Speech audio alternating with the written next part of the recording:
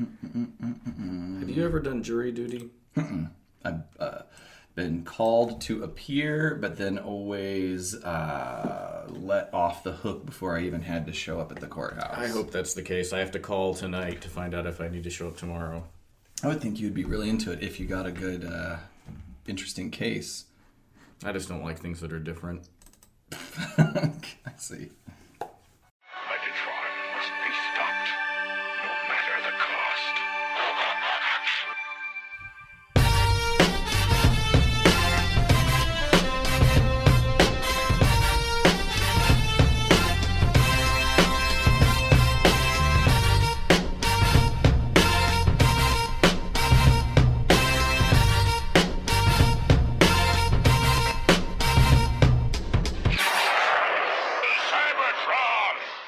Hello, ladies and gentlemen, and welcome to the Autopod Decepticast. This is your weekly podcast that delivers a minute-by-minute breakdown of the 1986 Transformers movie. And this is episode 81, which means we're covering the 1 hour, 20 minute, and 1 second mark to the 1 hour, 21 minute, and 0 second mark. We are in the credits, and this is your host, Aaron, and with me are two guys who are certainly never going to dance again. Their guilty feet have absolutely no rhythm, and, guilty feet or not, I'd argue these mayonnaise-looking motherfuckers ain't got no rhythm anyway, so introduce yourselves. Hey, Whiteys. I'm Mayo Ryan.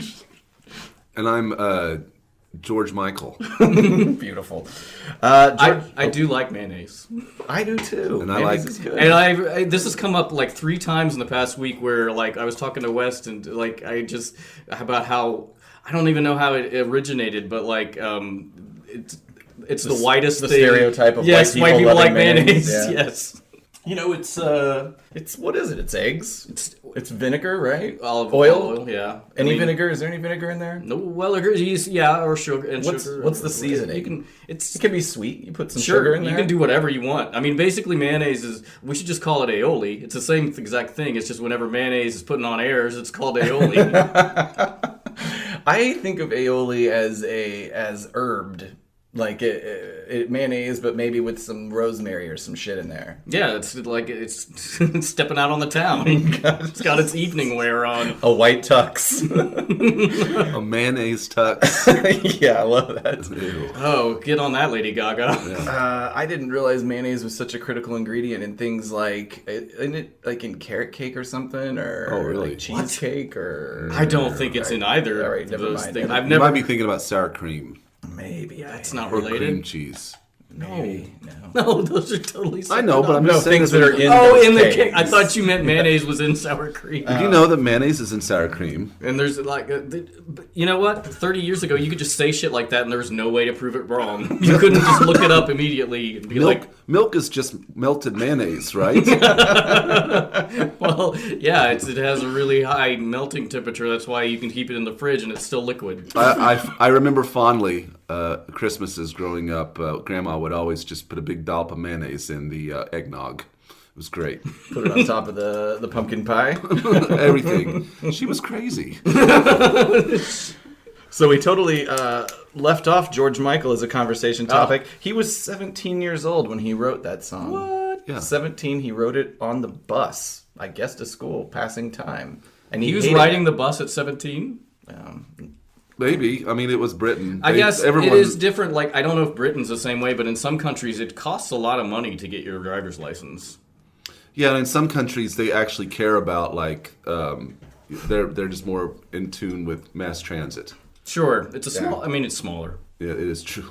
I didn't do any United States is research, very any large. I detail listen. in that. There's British bands that I've heard. I listened to a documentary about Badfinger, and when they toured the U.S., they were like, "Oh my God!" We just kept driving and driving between venues. Like they said, some venues were 500 miles apart, and I'm like, "Well, yeah, yeah, but for them, that's like driving from one part of Great Britain to the other. Or I think even furthest further. region, I think yeah. it'd be like driving to the European continent. I mean, people are used to different things. Like we were talking about this, it's like being from Wisconsin and coming to, our Arkansas, and it's like, oh, it's 40 degrees, and they're like wearing shorts. Oh, Or sure. like you talked about, Caleb, on the way up here, if it rains in LA, people lose their minds. They do. I've seen it happen. I saw him because it might rain this week in California. When I have driven in LA, and you have too, I drove in a pretty heavy downpour, and I saw with my own eyes 3 separate automobile accidents. I saw a guy. Well, they drive like crazy anyway. Yeah, I saw a guy, and it was all like their cars would just hydroplane. It wasn't like it was just like all of a sudden the car would just be like, just and hit a median, and I was just like, and I was terrified because like I was not for my own skills, but that somebody was going to hit me. Yeah, it's like just in a war zone. Yeah, it was crazy. And you're being mortared by raindrops. Yeah, Well, it's absolutely crazy. To be fair, and also like whenever there's like, there's snow in Texas and people can't drive, or like they shut the schools Dallas, because there's an inch. Yeah. But also like you have to remember their infrastructure is not built for that. That's right. It's true. And apparently LA's infrastructure is not built for rain. I just don't think anybody should be driving in LA. Yeah, they should be riding the bus like George Michael did. That's when he right, was and they writing can that write a motherfucking brilliant song. There That's you go. right. I mean, you got a little more time. Way to bring it around. You got it. Ryan, do you care to tell the story of when you danced with my youngest stepdaughter to Oh, God. Careless Whisper? Yeah.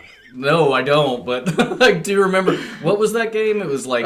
It's like one of those just dancey type of Yeah. games, and it was like, I feel like it was a snow day or something. Everybody had the day Yes. off work, and so And you came over. We were neighbors at the time. Yeah, I came over, and she was like 7, I think, at the time, or Maybe younger. 6 or 7, Maybe and she 6. wanted to do basically the whole thing is it was on the Wii, and it was a game where you strike poses. Well, essentially. you're dancing. Yeah, but you're doing you get, motions. But you get the point. I'm gonna say it was Just Dance or something like that. Something like that, yeah. and you're supposed to match the motions that are on screen. And was that the song? She she was picking. She just picked a random song. Uh-huh. And she's like, dance with me, and that happened to be the song that then pops up And then on I the start screen. listening to these lyrics, and it's like I'm dancing with a 6-year-old, and this is a super like sexual song. And not only that, I should say the silhouettes that you had to follow, they weren't like sexual. No, but they were romantic. They're intimate. Like there was some like put your flat hands up against the other person's flat hands and move them around like this kind of thing, which you cannot see me doing because this is an audio medium. Yeah. But anyway, it was embarrassing, I'm sure, for Ryan, and awkward. But for me as a viewer, it was awkward and also hilarious because I knew how you must have felt in that situation, because it's how I would have felt. I mean, and you don't want to make a big deal out of it because she's a little kid, right. and she doesn't read any of this as weird. She's Well, as just an adult, having fun. As an adult male, I'm always Because she's not a pervert like you guys are. Well, it's not. You don't have to be a pervert.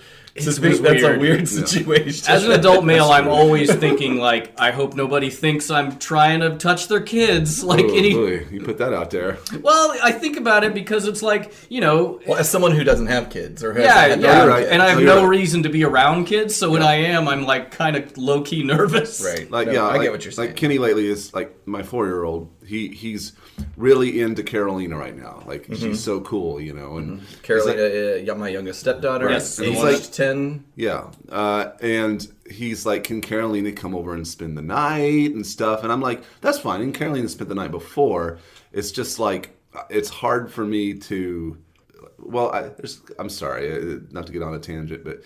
There's 2 different levels for him. He's 4. He's like, why can't Carolina come over right now? And I'm like, well, it's a school night, and there's some little logistics bossy involved. motherfucker. Well, he doesn't say it like that. But he's just like, can Carolina come over tonight? And I'm like, no, and here's why. There's school, and then also it's like, I mean, I don't know if she wants to play with him, you know. So anyway, But she's also got Harrison there as well. So I mean, yeah, that's fine. It'd be cool. They're the same age. Yeah. It's in the Kenny time. Yeah, and they really get some good time in with Harrison. And it's different whenever I took Carolina to Incredible Pizza recently, and that's different because everybody just assumes I'm her father or whatever. So that's totally comfortable, and you know. I will say, then you spend $80. When I'm in an airport. Or on a plane, you know, there's those moments, or just anywhere in public, where for whatever reason a little kid catches your eye and they like they like wink. you, and they like you make a face or something and they think it's funny or whatever, and you're looking at me like, where are you going with this? No, I'm just going back to what you were saying. To the bathroom. Mile High Club, kiddie division. Oh God, no! But I like you just have those goofy little moments with strangers who are children. You do. I do not. Never. No. You never have those moments where a mom is holding a kid and he's over your shoulder and you just won't stop looking at you. Okay, and so you sure. make faces and it makes him start laughing, and then the mother turns around to see what the kid is laughing at, and it's you. And you've got it you're out. like, you've got it now, but you still feel a little weird. But like, what Oh, does she think God. I'm doing? Does she think I'm planting seeds? Oh God, I'm grooming this child. Anyway, Careless Whisper, great song by a great artist. Ooh-wee. R.I.P. George Michael. That's right. Hey, quick note to anybody: if you've never listened to this podcast before, first of all, where the hell have you been? And second of all, Why now? Welcome. I'll tell you where we've been. We've been reviewing this stupid movie minute by minute for over a year and a half. And if this is your first time here, you should know we've made it through the entire animated sequence of the movie, and we're covering the credits. So if you want to get a true sense of what this thing is all about, I would implore you to pick any episode but this one. But preferably, you know, we'll start right from the very beginning. If you're a fan of the 86 movie, I have to believe that will be the best way to listen to this thing. Start from the beginning and realize it gets better. Or maybe start from now and just go backwards. Do a then it gets memento. worse. Do a memento type thing. I'd like that. No, man. We don't cover news or toys, and so our podcast really can't be dated except for the fact that we talk incessantly about a movie from 1986. But so that's your primer. Hit stop, go back to the beginning, or don't. I don't care. Whatever. It's almost like this announcement meant nothing. Life is meaningless. So, quick shout out before we get into it here. This is a friend of the show, writer, reader, raconteur, and longtime listener, Michael Andrews, a.k.a. Will Write for Pizza, a.k.a. Baby Daddy of the iconic Ghost Moment That's guy. right. Oh, yeah, that's right. Misattributed to a different listener For a while. for a long time, but you know, we got it eventually. And he sent us an email that I just wanted to go over because I think it'll inspire some conversation and maybe with other listeners out there. So I'm just going to read this. Listening to episode 77 got me thinking of my humble Transformer beginnings. I wanted to share with you as the show proper wraps up. If possible, please discuss on air. Okay, no. There you go. Check. The 86 movie will always have a special place in my heart, especially considering I didn't know it existed until I was 13 or 14. I'm a Transformers fan from way back, without much internet presence and limited access. I didn't know it existed. My cousin told me it was a thing, and we spent an entire weekend driving around trying to find a VHS copy. Oh my God, back in the dark ages. Yeah. I believe, if I'm not mistaken, he's from the Minnesota area, but yeah. But my cousin told me it was a thing. We spent an entire weekend trying to find the VHS copy. Finally found one at Suncoast Pictures. Brought it home to watch it, but I was quite sick with a wicked cold from the weekend of shenanigans. My first viewing was not entirely complete. He's definitely from Minnesota. Somewhere in the north, yeah. But the fever did help make it quite vivid. Because I was missing this gap in the storyline, the show was always very confusing to me when I was an elementary school kid. I watched seasons 1 and 2 religiously, but then I started spending my summers with my grandparents and their cable TV and would watch syndicated episodes of season 3. What in the hell? I loved season 3 instantly, despite it making no sense to me. For a long time, I thought the Autobot leader was named Robinus Prime. Our editorial note, that should be a feather in the cap of listener, Robinus Prime. Yeah. Named after the flashy bird with a bright orange chest. Furthermore, I thought he changed into Razor Claw due to the similarity between the graphic on Rodimus Prime's chest hood and So the you shape were all color fucked up. of Razor Claw's mane. Am I the only one that saw this similarity? Please validate me. Editorial note, I cannot validate you. I didn't think about that, but I guess, if you squint. If I squint, I can make anything look like anything. Yeah, exactly. Your show has been an awesome clinic of the film as well as friendship. Yeah. Friendship. Please keep it up long past the credits. See you at TFCon. So we'll look forward to seeing him at TFCon. See you in the elevator. And I would say that my experience, and we've talked about this on the show, was similar to his. Though I did know there was a movie, but I did not see it in between the seasons. 3. So Yeah. season 3 was just like this psychedelic craziness, and but I kind of pieced it together, like with the help of episodes like Dark Awakening. That obviously Prime died. There's a new leader. And even I think there's enough clues to help you understand Galvatron as Megatron. But yeah, it was weird. And I liked it as well, but I wanted to see that movie. Somehow maybe I'm just, I don't know what you call it, but misremembering. But I want to say that somehow I did see the movie, not in the theater, but saw the movie, and that season 3 made Before the craziness? That season 3 made sense to me. Like I knew what was going on. But I can't imagine watching season 3 and being like not knowing what's. I guess at the time, I don't remember, like, my memory of my childhood is all over the place, where it's like I never know when anything happened. It's all just like, maybe I was 10. But like, as far as this show and movie goes, I know that I probably saw the movie after season 3 I'd already watched. But I don't remember. I think maybe I just viewed TV and movies differently at the time.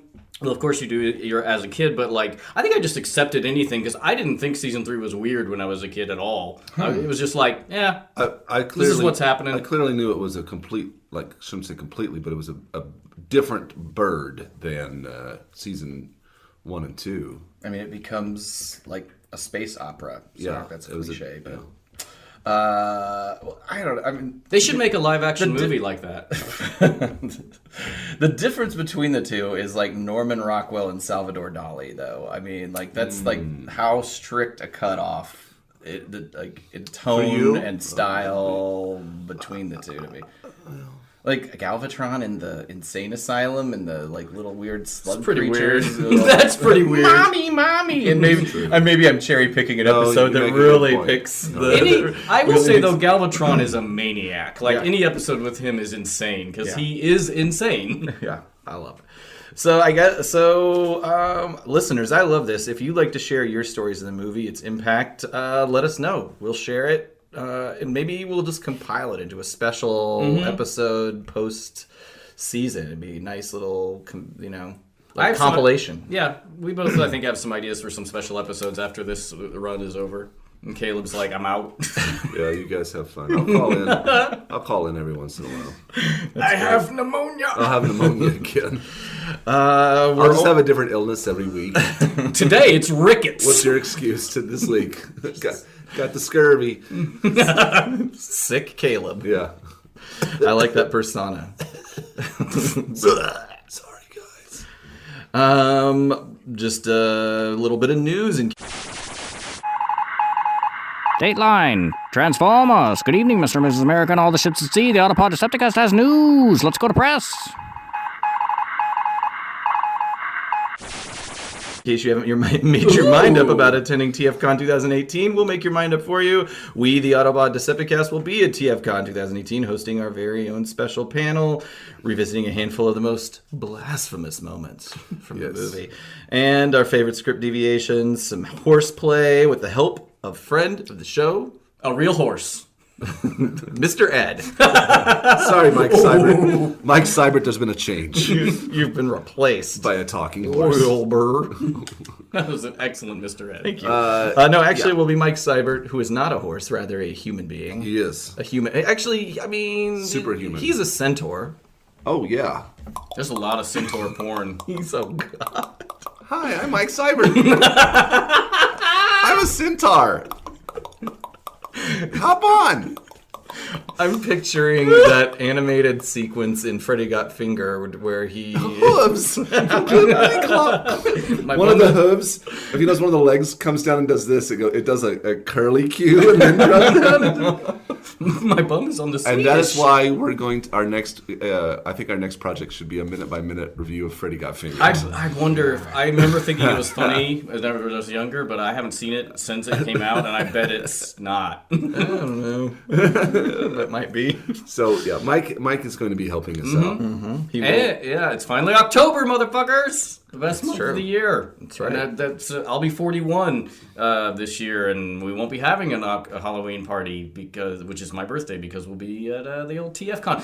So buy Ryan a birthday drink at TFCon. Yes. I will accept cash or used underwear. Okay, that's easy for me. I got your present already. For you. Exactly. Oh, which reminds me, I have a birthday present for you. Hang on. Oh, you gonna give it to him on the air? Here, I'll just give it to you right now. A little early. Boy, but oh it's boy. In my hot hands, and hopefully you don't have it already, and it's not wrapped. Okay. Because I meant to wrap it. Oh. Do you have that, or did you order I it? don't. hope not. No, I don't. Okay, I don't all have right. it, nor did I order it. This is, Okay. ladies and gentlemen, I've just been handed Autobot Cavalier Hot Rod, the original Hasbro toy from the 1980s. Wow, it's amazing shape. This is the yes. This is the Walmart re-release of the product. Yeah, it has not been exposed to as much sunlight as probably most boxes toys have been, if any at all. It is. Yeah, I thought That's I saw great. that, and I was like, Thank you. I think I should have that. The stickers in there, and nice. I love the artwork of the box art. For Yeah, it's these great. days and time, and especially the back. Yep. Look at the back. I like the they have the biography basically of the character, and then that cool red and blue. Aren't you supposed to like stats. put a red film? There's a red filter that's So you can, like, probably in read it. here. What do you think? Are you going to pop it open or? Absolutely, yeah. I'm Okay. not the kind. I mean, no shade on the people who do, but I definitely like to open and play with things. So I will open this later and Play with it. Take some sexy pictures with it. Okay. So join us at TFCon USA 2018, October 26 to 28, Crown Plaza Hotel, rather, not Clown Plaza. That would The be, Clown Plaza that would is not be hilarious. fun. And one other quick shout out: APDC store up soon someday. We've got Say every episode. Our posters just showed up. We're Yeah, they look I good. just need to get the store going. They look great. And maybe we'll have some of those on hand at TFCon. Let's move this show right along. Yeah. The last episode recaps. The whole gang somehow made its way down from Unicron's eye hole to Cybertron.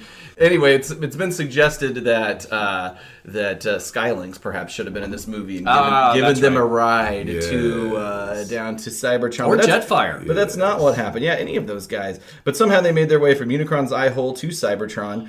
And despite the fact that a force the magnitude of like 1,000x hydrogen bomb exploded like a mile away from all the Autobots, they all made it to the planet unscathed. Yeah, you guys gave me shit about this, and I'm still annoyed that you were like, "You're dumb. Why do you care how they got to the planet?" It's important. I did not give you shit about You it. both did. No. You were like, "Oh, that's the turning point. We just watched him drive out of a huge robot." Yeah, that was me. That was mostly you, but Aaron acted like I was didn't crazy defend him, too. I guess.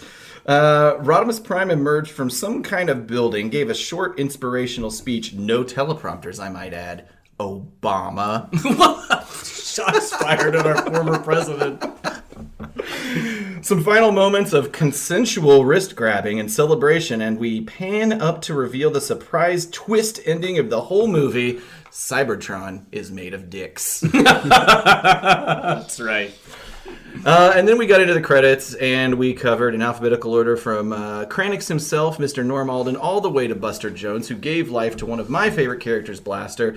And we're going to kick off this minute, continuing to cover the remaining actors. You'll recall that we don't necessarily want to cover the actors in as much depth as we did previously. Right. If you want to listen to that, listen to the previous Yeah. episodes. We get into it, but we're going to read each character and associated actor's name. Caleb, you can take This the lead game? on that. Oh, I'll do this This again? whole game. I like this. And I am going to deliver a one-phrase recap to sum up my knowledge of them. It may or Okay. may not be respectful. It might be a string of nonsense words, but hey, you got 80 episodes of quality. And we got to do it. We gotta get this thing going.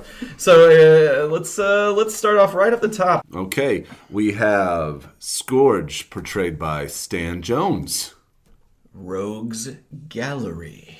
And the reason I say that is Is this a Batman reference? He's a big Hanna-Barbera Super Friends guy. He played a lot of villains, including Lex Luthor, Kingpin, and Doctor Doom. I should really quickly interject that if you're really into these voice actors, I have a special segment at the TFCon on voice actors. Mm-hmm.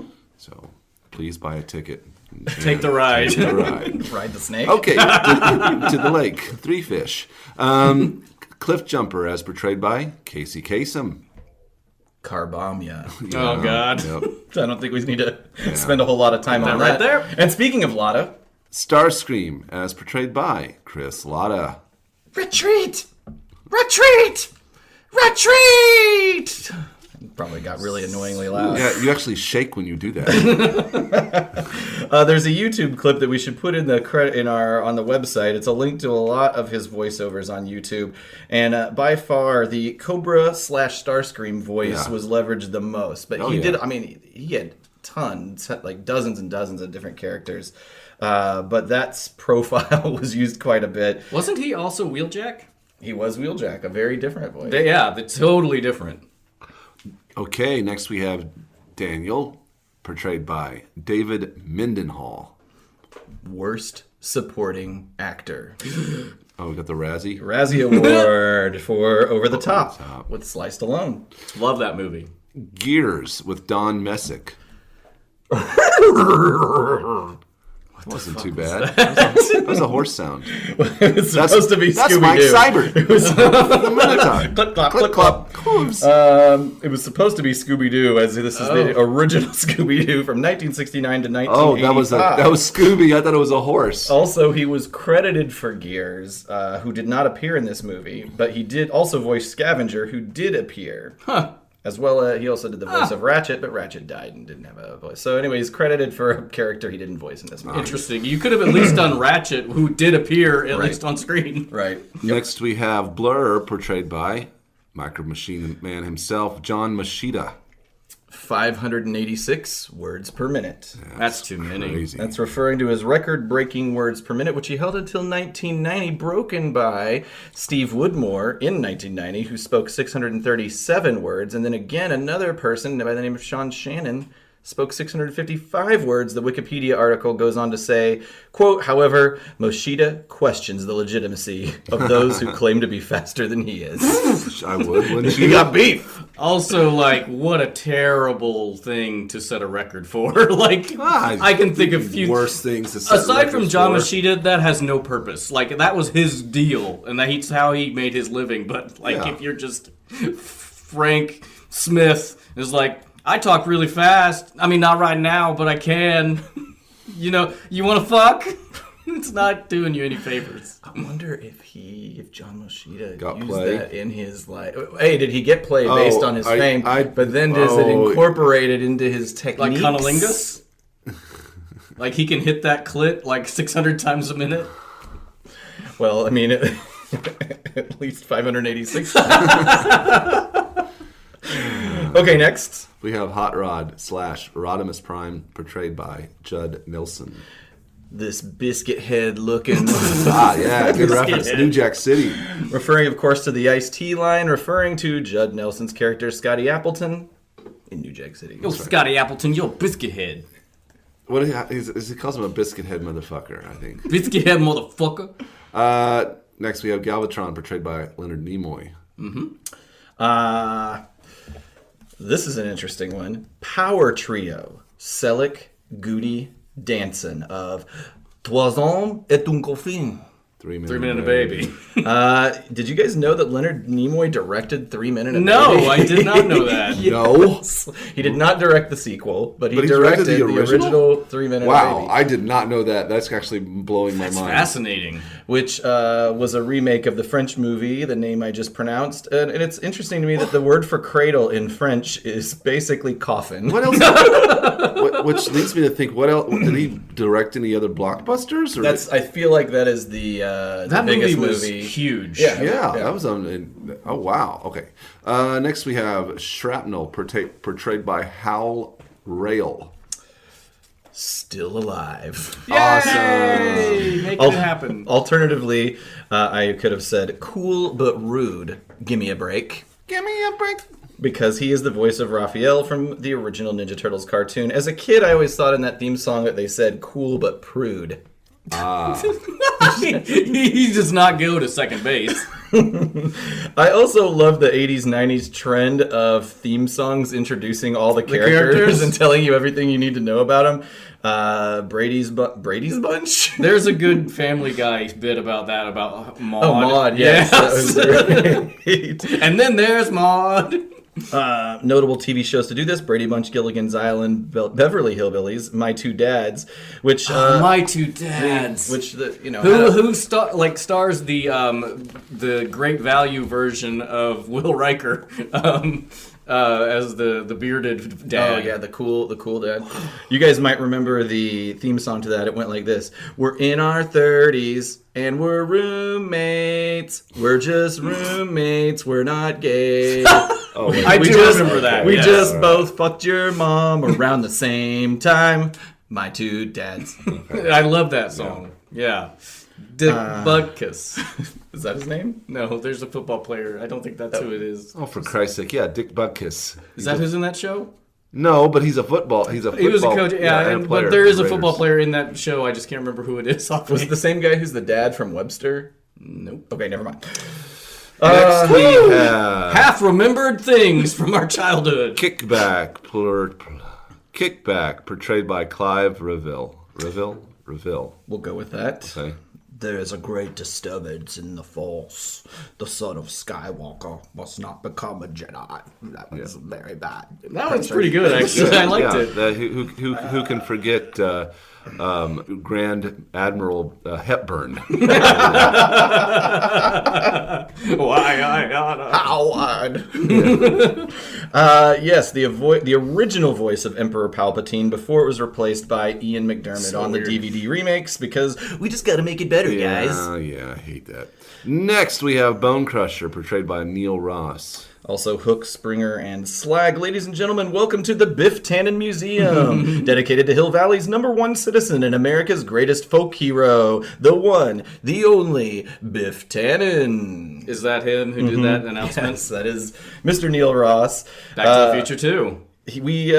So he is the narrator behind, or he is the Biff Tannen Museum narrator. He also, I discovered, it was a narrator basically for the Playboy channel. Like, if you were to flip through on the Playboy and here, I can't remember what shows exactly. Are you ready to come? He was their go-to, like, hot, sexy blondes of the South kind of guy. It's really hard to jerk off to this because it's pretty clean.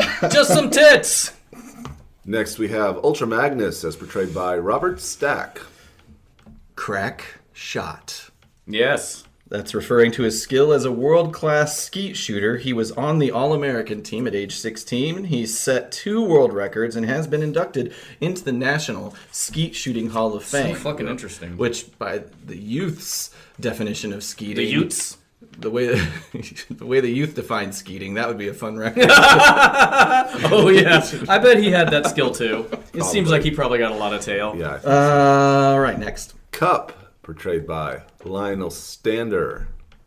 Blue Moon Detective Agency. Mm-hmm. That's a callback for, we mentioned that already, of course, from his quick on-screen appearance on my favorite show, Moonlighting. Speaking of Moonlighting, the last television appearance of our next character was on Moonlighting. Yes.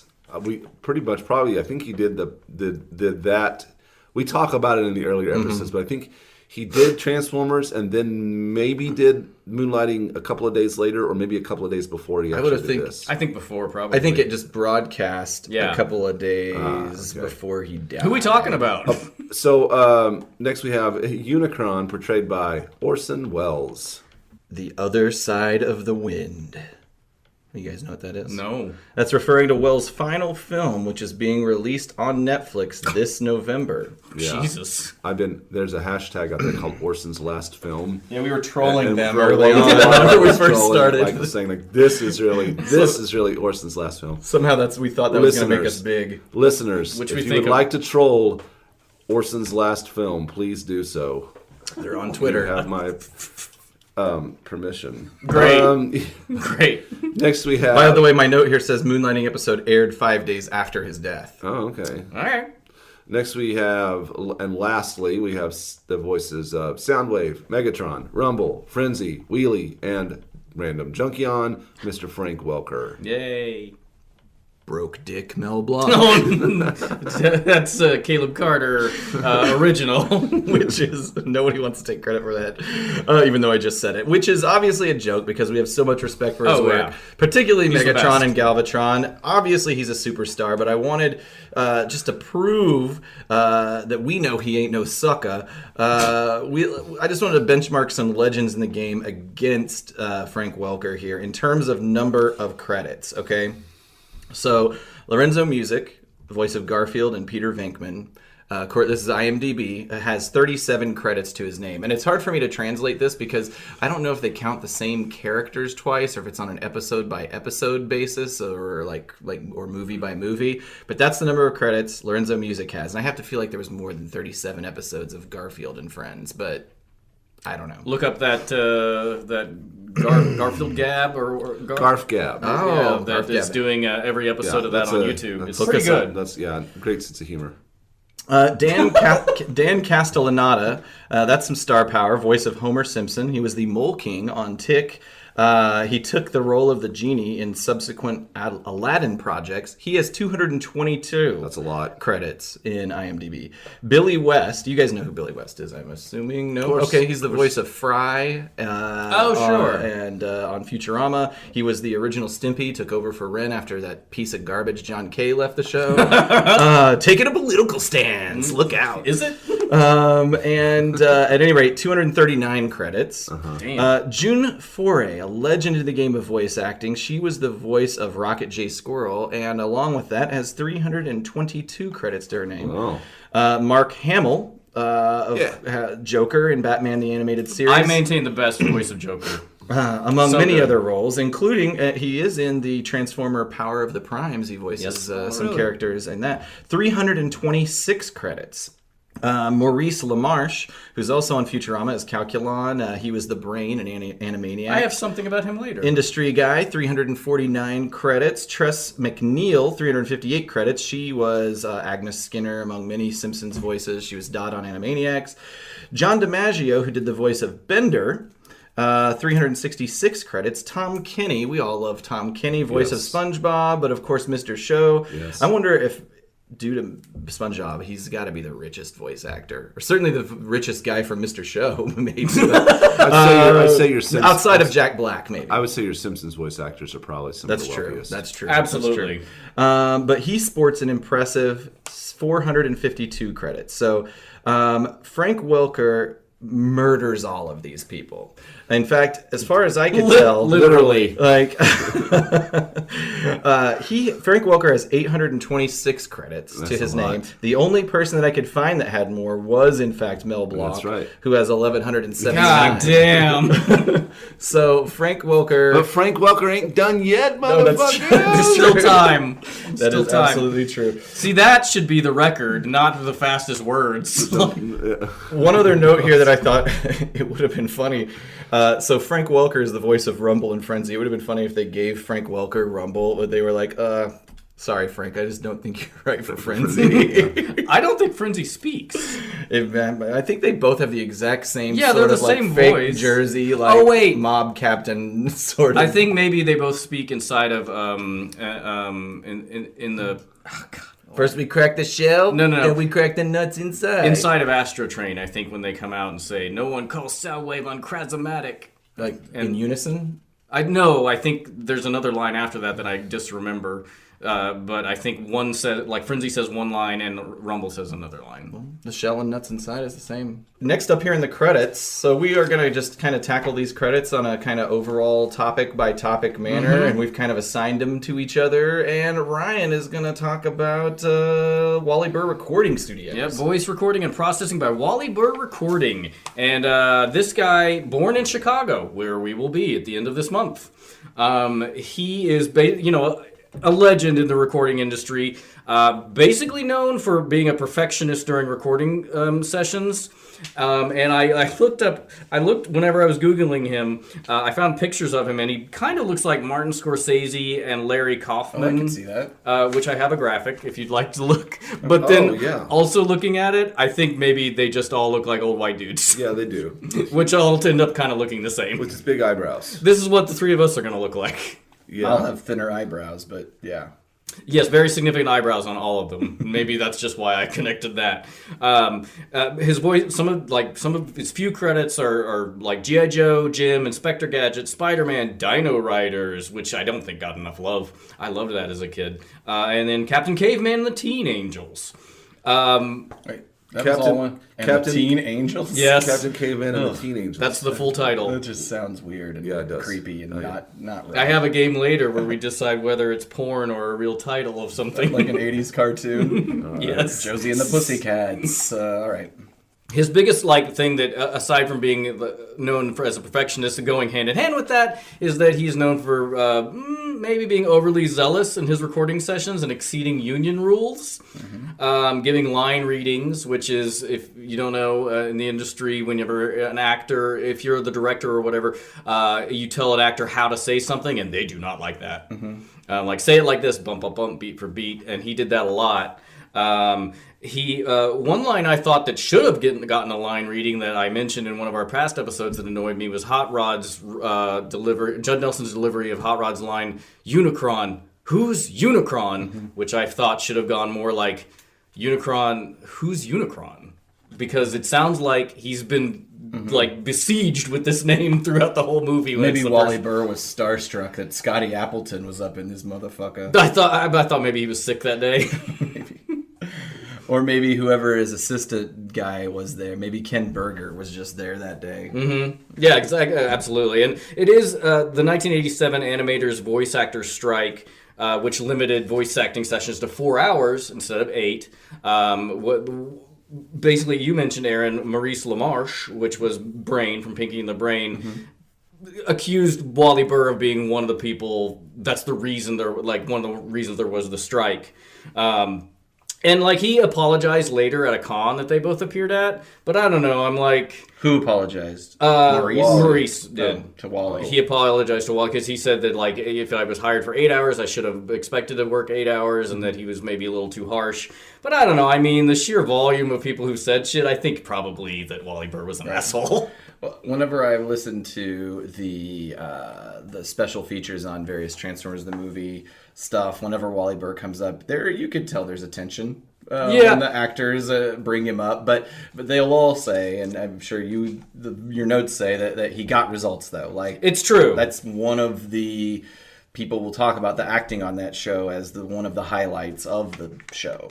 Yeah, and Michael Bell jokingly inferred that Burr was responsible for Orson Welles' death, which I like to think is literal, like he came and murdered him.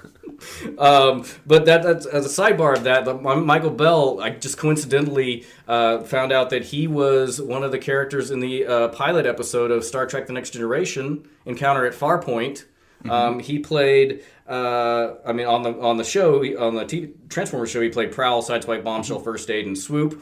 But he played Zorn in Encounter at Farpoint, which I actually recorded some, and you can hear Prowl's voice in this performance if you want to listen to this. Hold on. The source of this, Groppler. Have you any idea? No, absolutely not. And I find nothing helpful or productive in any of this. And that's it? No other comment? Well, what do you expect of us? We offer you a base designed to your needs, luxurious by even human standards. While evading even our simplest questions about it. We'll adjourn for now. For Ferengi would be very interested in a base like this. Fine. Let's hope they find you as tasty as they did their past associates. Racist against Ferengi, but Popping those S's. anyway, I just recognized Prowl because I had the episode where it's I think it's Roll For It, where Chip Chase takes control of Prowl, and I watched that over and over on VHS. Is that the one where he had the floppy disk that he ripped up with his bare hands? Hey man, when you don't have use of your legs, your upper body gets hyper strong. Mm-hmm. Yeah, there are lots of great knows that. videos of this guy, and I recommend going and looking up, like on YouTube, Wally Burr and Frank Welker, where there's a Ravage recording session. At 3:20, Wally Burr's instruction is, okay, this one is angry mauling of a victim. And then Frank Welker does it. There's also a Wally Burr and Chris Latta Laserbeak recording that is available. If you just Google that, you'll find it very easily. Or go to our website. Yep, I will post it on our webpage. Yep, exactly. And he died in July 9th, 2017, 90 fucking 3 years old. Which this becomes a theme. A lot of these guys are super old when they die that were related to Transformers.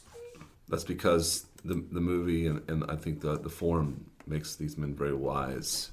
Like a man on the mountain in Tibet? Yes, exactly. Like a guru. Just sorts. like that. Or that they came of age in the time of modern medicine. Yeah, or they're just normal people. Yeah, well, all right, well, I mean, we can speculate all day long.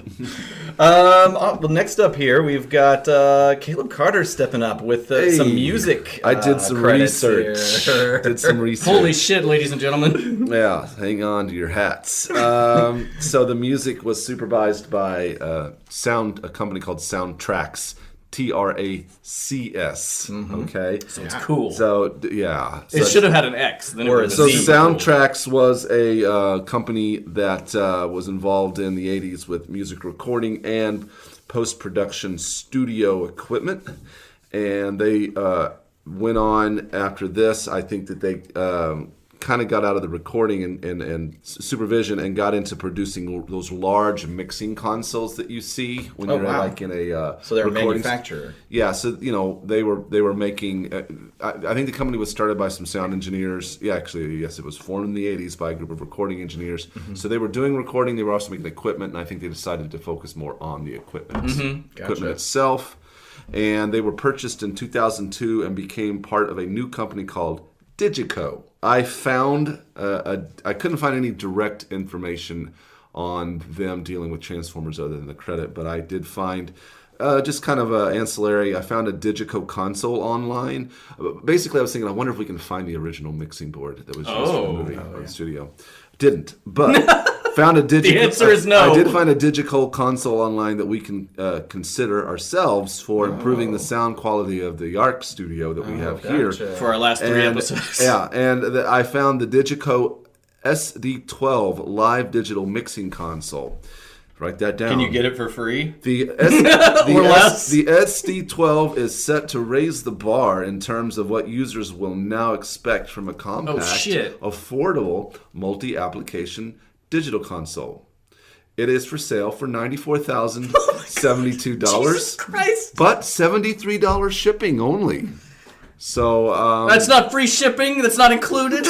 No. Jesus, that's more than my house. I wouldn't want to ship a $94,000 anything in the mail, in parcel. So anyway, but hey.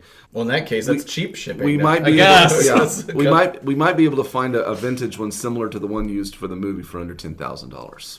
All right, so go to our store and buy 1,100 of our posters, and that'll get us 10% there. That's Soundtracks. Very That's nice. that company, yeah.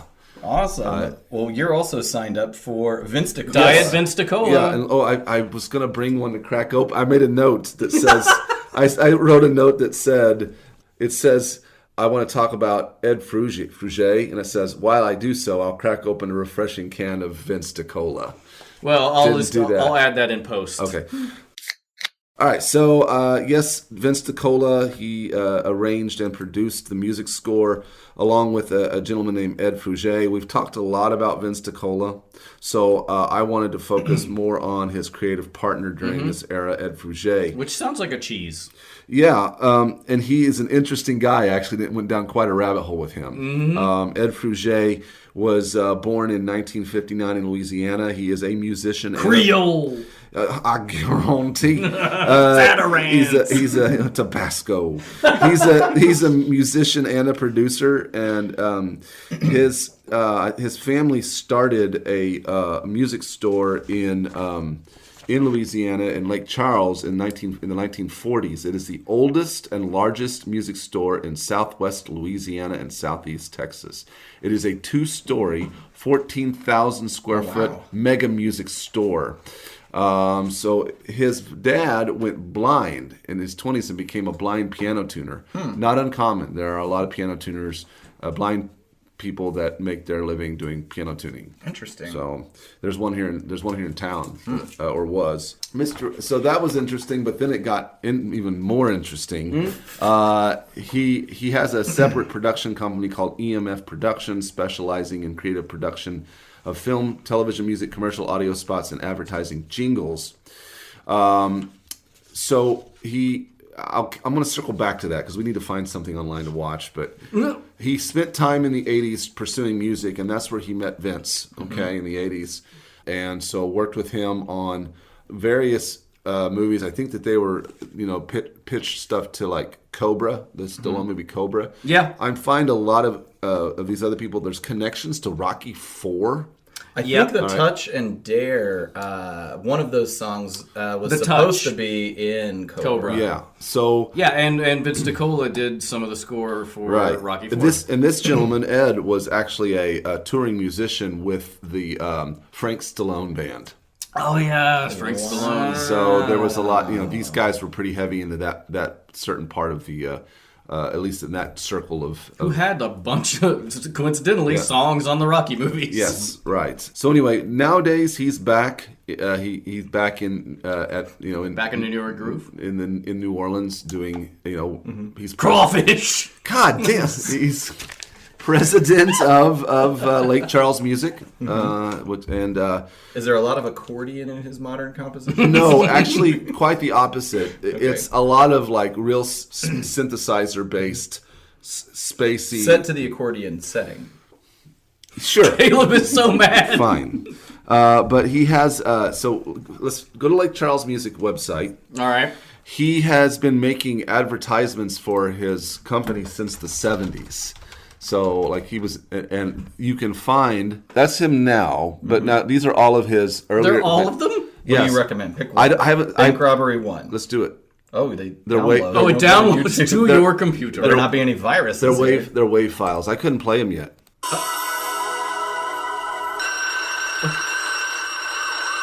That's him. How's your day going anyway? Does your job have you all tied up? Having trouble getting ahead? Are you irritated when the least little thing goes wrong? This is the weirdest shit. With the Easy Play Fun Organ from Lake Charles Music. Bring fun into your life with music. With Lake Charles Music. I don't understand it. Oh, wait a minute. This is to be continued. We have to see. Yeah, we gotta watch all of them. Bank Robbery 2. Yeah, we gotta watch all of these. I haven't watched any of them yet because I couldn't get them to play.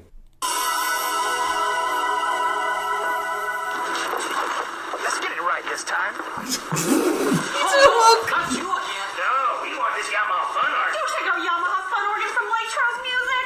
Whoa! Get that an organ. No, we want a Yamaha with more fun features for the money. Yeah, and single-fingered play. How about that organ from over there? No, the Yamaha. 5 years part. 1 year labor warranty. One last request. And we have a Yamaha Fun Organ. It's bananas. That's like they just showed up and were like, shoot whatever. Watch. He made. Okay, all let's these. watch one more. Pick it. What's it gonna be?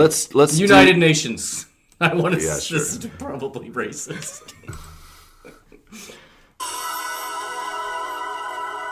There was an important development at the UN today. It's covered in the special report by Clef D. Sharp. A special session of the United Nations was held today in closed-door session. There was much tension as a result of the broken treaty among member nations. That's kind of funny. No, Yamaha. The Yamaha. Oh my god! Charles Music. It's the guy. So Lake Charles Music has a seat at the United Nations. It's apparently its own country. So that was So amazing. anyway, yeah, That's a he nice made all of tidbit. they're still on his website. There are these old commercials that he made, and If these are on YouTube, we definitely need to. I looked. so They're good. not just his modern day one. I Is. wonder I bet if we we can could embed them. Yeah, man, hopefully. If They're not, ladies and gentlemen, do yourself a favor. Yeah. Go to lakecharlesmusic.com and have he- a fun afternoon. He is so he's an interesting guy. He's definitely a DIY kind of guy. Made his own commercials back in the 70s and 80s. Then he did the Transformers thing. He's back at the store now. He is in a band, or as of 15. The past 10 or 15 years, he's in a band called ETA. So Estimated time of arrival. yeah, and Is so it really? and so if let's go to that. Let's see if we can find. Is that on this Lake Charles? No, I don't think so. You've got to go to just type in ETA Ed Fruge. Welcome to the ETA Trilogy website. This is an album that he put out, shit. and he made a logo called ETA. It looks very 70s like Yeah. futurist. It looks. And so- it looks like the what are the Hail Bop people called? The It Oh, looks, the Marshall Apple. yeah, white the people? logo looks is like very the Hail Bop cult logo. the logo is very Heaven's Gate. So the meaning behind this logo is it's an album. It's a double album that he put out with this other gentleman named Tony Dupuis. And so you've got three aspects of the album. You got the light side, the cool side, the light side, the cool side, and the hot side. Like the McDLT. So you see- So if you go to the light side, you can see the kind of music that's featured there. And there's an awesome Whoa. picture of him playing in space. I can't make the image any bigger, but he's playing his piano in space. He's got like a headset on, and he's playing a guitar. Oh my god. And then there's the hot side, and so basically there's the as the logo symbolizes, the trilogy is conceived as a music in three categories: the hot side, the cool side, and the light side. And so for the light side, it experienced the ethereal contemporary piano pieces of the light side of ETA's trilogy and be transformed into present time, peaceful, meditative, and contemplative. And then let the smooth jazz elements of the cool side elevate the energy level with melodic instrumental jazz cuts, and enjoy the soulful singing and positive lyrics of the hot side of ETA's trilogy, featuring a magical combination of the gruff vocals of Dupuis and the smooth vocals of Fruge. I'm almost done with this guy, but I just want to say, thank God. here's the reviews about Trilogy. Local entertainers Ed Fruge and Tony Dupuis are a couple of Lake Charles's hidden treasures. They sing, they write songs, and together they play a myriad of instruments. Their songs feature the gruff Michael McDonald-like vocals of Dupuis and the smoother Kenny Loggins-type vocals of Fruge. Their concert is a unique, energetic assortment of songs that use electronic drum keyboard technology. Let me skip here. There's one. This one's an interesting review. From jingles for corporate customers to rock and roll in area clubs to writing soundtracks for movies, Ed and Tony have played it all. And along the way, they built businesses that let them put bread on the table. Oh, it sounds like they had some real downtime. All the while, the music kept going in their heads, pouring out onto paper and tape into the wee hours of the morning. And as Ed says in his song Magic, originally written for Disney, don't give up on your dreams, follow them through. And that's what these two guys have done. And just- What guys, year did this Made album it come out? sound sad. I think in the 90s, late 90s maybe. But I read that and that was inspiring to me. Don't give up on your dreams, follow them through. And it reminds me a lot, guys, of what we're doing here at the APDC. Because we've definitely been DIY guys, and so I kind of look at this guy as kind of a kindred spirit of sorts. Oh, for us. great. Now I'm real depressed. So that's Ed Fruge. Seems like a cool guy. Yeah, thanks done for some going neat down stuff. that rabbit hole. Yeah, so- Those videos of his vintage Yeah, commercials you're gonna put those- are amazing. we should put those up. I will try to embed them, yes. Yeah, and Lake Charles Music's still there. Maybe we should go visit him sometime. Where is that? Louisiana. Oh, big old guarantee. Gumbo! Crawdaddy. Sorry, Louisiana people. All right, Well, you talked about Fruge. Yeah. Not much else to say. about Fruge. Okay. All right. Hooray! Technical advisor Charles Calello or Calello. Hi, Calello. He born in 1938. He is an American singer, composer, conductor, arranger, and record producer. Born in New Jersey. In the late 50s, he was a member of Frankie Valli's group, The Four Lovers. He was, by the way, I'm sorry, he was the technical advisor for this the music for this movie. The group originally was called the Four Lovers, but he left before the group was transformed into the Four Seasons. 4 Seasons, yeah. yes. And in '62, he became the group's musical arranger, and in '65, he joined the Four Seasons lineup as a bassist. He departed the group, though, becoming a staff arranger producer at Columbia Records, and became an independent producer and arranger, and a year later arranged Frank Sinatra's album Watertown. So I guess this was a big moment for him. I guess he's well known in the industry as a musical arranger. He has worked with Streisand, Sinatra. He's the guy that did the arrangements in Neil Diamond's Sweet Caroline. Caroline. So that's him. Wow. Your grandfather's music, ladies and gentlemen. And all the drunk people at the piano bars. That's right. Yeah. All the white drunk Yeah. people. Yeah, I love hearing that. Springsteen, the album Jungleland, or the song Jungleland on the album Born to Run. Born to Run is by far the best Springsteen, in my opinion, album ever made, and there's a lot of orchestra stuff in it. He's responsible for that. Did a good job. He has over 100 Billboard chart records, 38 which have been top 20. That is Mr. Calello. I apologize. I think Calello. Music editor, we got Fruge again. We've talked about him at length. Musical score engineered by Tony Papa. I could find very little about Tony Papa. Thank God. No critique of you. No shade. He apparently he gets some special music thanks on Rocky IV. So there's a connection there again. He wandered onto the set one day. And he apparently was the music engineer on the Weird Al show that Weird Al had. Synthesizer programming, Casey Young. Casey Young has designed synthesizers and programmed electronic instruments for a string of albums and movies over his long career.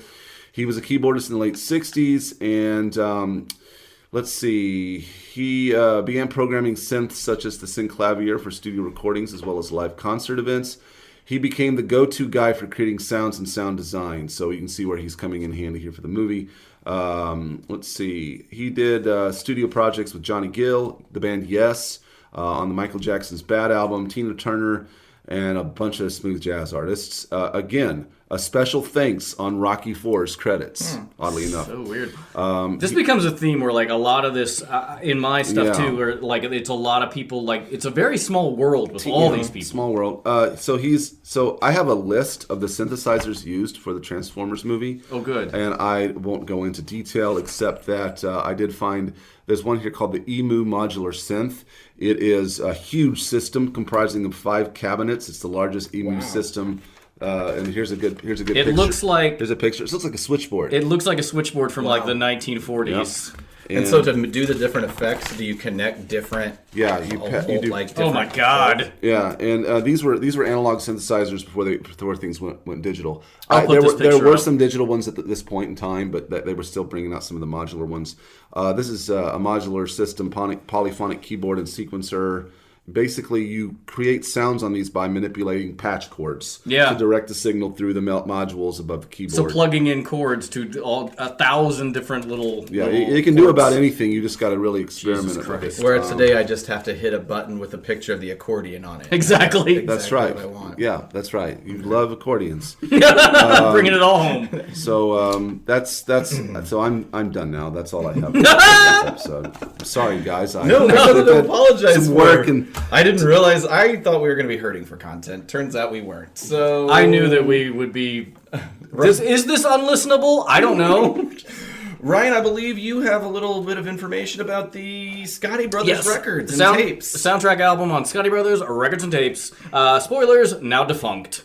They began in 1974 with Tony and Vin Scotti, and their first real success was with Leif Garrett, who is now mostly famous for child actor syndrome.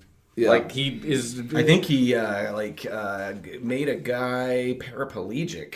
Like, I think he got into a car wreck and... It was a big deal. Oh, no. You didn't... I didn't know that. Yeah. Basically, I just looked at a picture of him, and he's 56 now and looks 76. Using both legs, though. Leif Garrett, we're sorry. I'm not. Okay. Seems like an asshole.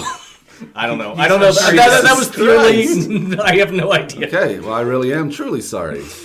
His first hit was I Was Made for Dancin', which was from 1979. His second hit was that guy in his I car. Was Made for Hitting. Oh my God. Does not dance in the video. Apparently, I like the song, though. He also started Cheerleader Camp in 1988, which is available on YouTube, and no one is monitoring it in full, so you can go watch that. I do like that movie. And there's also a terrible singing scene where he raps, and it's basically like the Mr. Show skit, where it's like a rap, a rappy rap. It's god-awful. So he was the first Scotti Brothers? Yeah, he was their first big hit. He's what launched them into the stratosphere. Scotti Brothers Pictures, they went into that and merged with All American TV in 1991 to become All American Communication, which was they produced and distributed Baywatch. Which, for our younger listeners, was basically David Hasselhoff and Pam Anderson, beach lifeguards running in slow motion. Yeah, sexy. Yeah, and they tried a couple other things to to parrot that success, but didn't really go anywhere. And then that leads us to Weird Al, who, why is Weird Al's Dare to Be Stupid in this movie? And like you said, Aaron, I think, he was on the Scotti Brothers label, and he jokingly says, somebody called me up and said, hey, you want to have your song in Transformers the movie? And he was like, sure. How'd you get this number? Making it happen, Al. It's good stuff. I think all the artists on this album were Scotti Brothers artists. Yeah. I think so. I believe. Weird Al arguably being their heaviest hitter. Sure, yeah. Which is pretty obvious because when it was bought by Sony Music Entertainment in '97, they canceled all their contracts with everybody except Weird Al and Survivor, who did Eye of the Tiger in Rocky III. That's crazy. All these connections. I know. Rocky goes to Rocky. Yeah. You should see the diagram I made with all the strings on my wall connecting everything. Yeah. It looks like a FBI. Absolutely. It's like yeah. I don't have Rocky in my little part here. What's the conspiracy thing we always say? Follow the money. Follow the money. Cui bono. Yeah. Who benefits? Yeah. Follow the money. Yeah. There you go. I guess that brings me to discuss the final topic of this minute, distributed by CBS Records. So, in the music industry, the distributor manages the logistics of getting music into retail space for ultimate consumer purchase. This could be like getting them to music stores, big box stores, bookstores, whatever. And so as a label, Scotti Brothers would sign contracts with artists. They would oversee recording, marketing, promotion, and all that. But CBS Records would then pick up the ball and move those units into retail. And CBS Records, obviously, today music distribution is very different than it was in 1986. Sure. As most units are digital, but there's still a role to play in bringing music to fans. There's still physical albums, and it's just, the job is somewhat different. But about CBS Records, it began life in 1929 as American Record Corporation, which itself was a conglomerate of several record companies. It eventually acquired the Columbia Phonograph Company, which had a monopoly on sales and service of Edison phonography and cylinders in the District of Columbia area. Electric Sports Bra. Is Columbia, which is the old record company that's got the picture of the dog staring at the old... I think that's RCA. That's RCA, okay. So... that's Nipper. Is the name of that dog. Interesting. How about that? So, go to me for all the dog facts. So, basically, Columbia ended up, they produced, a lot of record companies at this time are, they manufactured, but they also would produce records because that's just, sheet music. This is before records. So the primary mode of music sales, the primary thing that happened was sheet music. Yes. And what would happen, basically regionally, these companies would record local artists, but doing the popular songs of the day. Sure. So and then that is what would ultimately be sold as records or the cylinders that would go into these phonographs. And a quick thing about that. So during the sheet music era, you had a lot of, everyone had a parlor in their house and had an upright piano. When the sitting room, they were selling hundreds of thousands of copies of these, which was a lot back then. For people were just buying to sit down and play it, and so they were very popular. Right. So ultimately, according to my notes, in the year 2938, Columbia Phonograph Company was acquired by Columbia Broadcasting System. By aliens. Now, 1938, Columbia Phonography Company was acquired by Columbia Broadcasting System, a.k.a. CBS, who ultimately renamed the subsidiary to Columbia Records. 1966, Columbia was just renamed CBS Records, and from 71 to 91 was known as CBS Record Group. So technically, it should say distributed by CBS Record Group. But, and then ultimately, as you kind of alluded to earlier, Sony acquired CBS Records for $2 billion in 1991. That's $3.7 billion in today's dollars. That's a lot of money back now. But it operated as Sony Music Entertainment until 2004. There was a joint venture with Bertelsmann to form Sony BMG Music Entertainment. Ultimately, Sony acquired Bertelsmann's 50% stake in the company, and the company now operates as Sony Music under its parent company of Sony Entertainment in the giant corporate umbrella that is Sony Corporation, which is housed in Sony City, Tokyo, Japan, with revenues of 6.6 trillion yen, or about 58.5 billion US dollars. Artists under the CBS banner back at these times, around the 80s, included Judas Priest, Wham, and Ray Stevens were distributed by CBS Records. The other parody song guy. Yeah, the broke dick Weird Al. Yeah. Exactly. Oh yes, they call him the Streak. Yes. But that's CBS Records in a nutshell. And CBS is one of those, Sony is one of those major. You have labels and you have distributors and publishers, and I think CBS/Sony is one of those that can operate as all those. You can sign a deal that does all of that with them. But for the purposes of this, they were the distributor. So that brings us to the end of this minute. Oh fuck. Listeners, was this interesting? Script deviations. Wait, sorry. Next time on the Autopod Decepticast. We are going to rehash the songs, and we're going to talk about the production staff. Who the hell are they? Designers, background artists. I swear to God, it's interesting. It's going to be a lot of fun. I think this is all very interesting. So, quick reminder, TFCon USA, October 26th through 28th, Crown Plaza, Chicago. And we're on iTunes, Stitcher, Google Play, and TuneIn. Social media, @APodDcast, and the web presence, autopoddecepticast.com. I think there's going to be a lot of good stuff to put on there. Oh, yes. iTunes users, you should rate and subscribe. 5 stars, please. Bye. Bye. Bye, bye, bye. Let's watch one more commercial.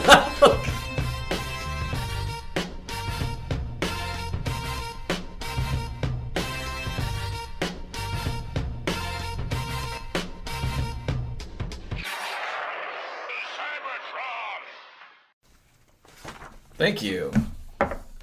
Cheers.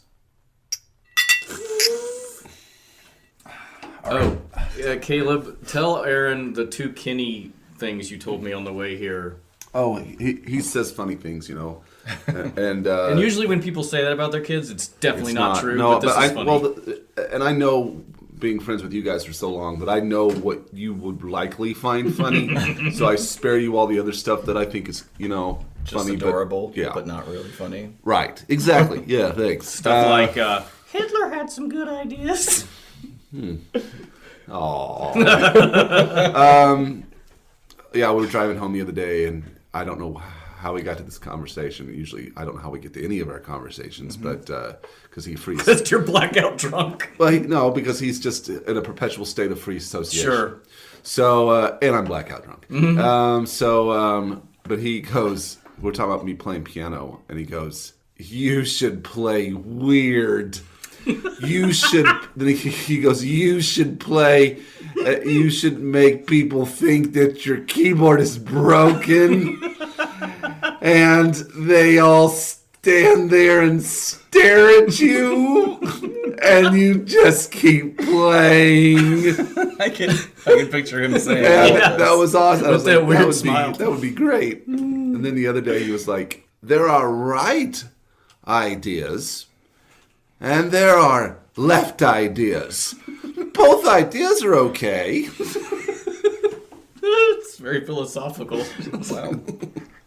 But I do like the idea of people just standing and staring. I've kind of had that happen.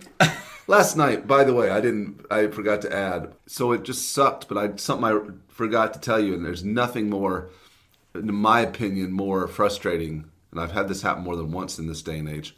I look out at the audience, and there's 5 people out in the audience, and every single one of them is looking at their phone. And we're playing our hearts out, and the motherfuckers of all are out there, just, all of them looking at their phone. And I'm like, what the fuck am I doing? It almost What did you make, $15? I made $15 last night. And I had to Which pay, is good. And I had to pay $5 because that parking lot now is gated. So, I mean, realistically, I made $10. Right. So if he books another show there, I'll say I don't want to play there anymore. It just sucks. It's not worth it. I would think it wouldn't even be worth it to him. Yeah. Like no, a night but off. and that's what kind of annoyed us. He's on one hand he's a consummate professional in that if there's he'll play to an empty room to fulfill his obligation for playing, but then he goes to a bit over it. For example, like, well, we want to play, and I'm like, no, I really don't want to play tonight. I mean, it's not going to be worth it to us. We're not making any kind of guarantee. Well, I'd rather just hang out and do something, either At the brewery. get drunk, or obviously we're supposed to be packing this weekend, and I've had a show Friday night and Saturday night. And this bullshit. So gonna take up all your afternoon. And he's like, So anyway, there you go. All right, so let's not. That's... You should play like. I should have played like that last night. I should have made people think my keyboard. Yeah, I could have gotten away with it, and no one would have even noticed because their faces are buried in their phones or they're not there. Sorry. Let's watch credits. Yeah, let's watch credits. That'll pull us out of this. Oh. Blow cells, where we sell good.